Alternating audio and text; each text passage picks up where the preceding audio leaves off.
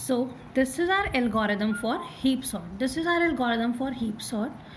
For sorting any given array by using heap sort, what we'll do, first we call this build max heap function. Build max heap function. Now let's see what is this build max heap function. In build max heap function, we pass our array A. Then what we'll do, first we compute the length of our array A, and after computing this length we keep in the variable heap size of A. Right now, after computing the heap size, what we'll do, we compute the I at length of A by 2. Why we are starting our loop from length of A by 2?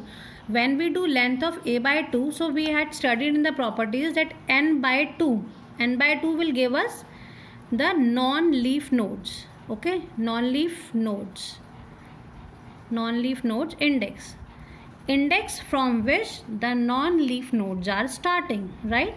So we are starting our loop from n by 2 down to 1. From n by 2 to 1 we are running our loop, right?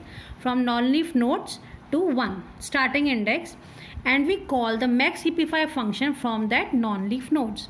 Why we are starting this from non-leaf nodes? Because we know that at leaf nodes are already a max heap, because for leaf nodes there is no left child and no right child. That means it is already a max heap.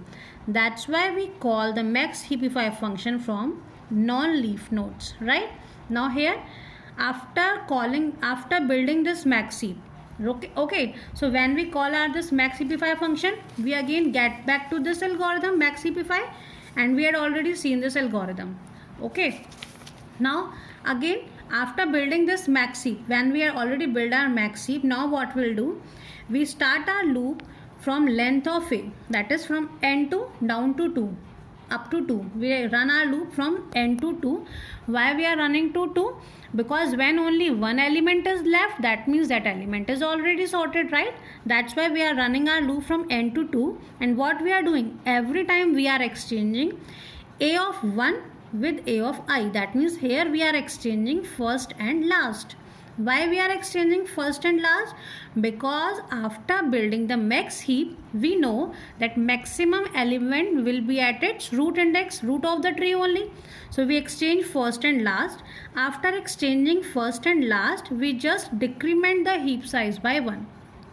So when we decrement the heap size by 1, that means at the last index we are having the maximum element, right? So we had extracted the maximum element from our heap, and we call the max heapify function again at first index, because when we are exchanged first and last, then the max heapify property will get violated, and we call the max heapify function at first index again. So in this way, when we every time we decrease the heap size by 1, so at every iteration we are getting the largest element, and we are extracting that largest element into another array, and that array will give us a sorted array in decreasing order. So by building the max heap in heap sort, it sort our array in decreasing order.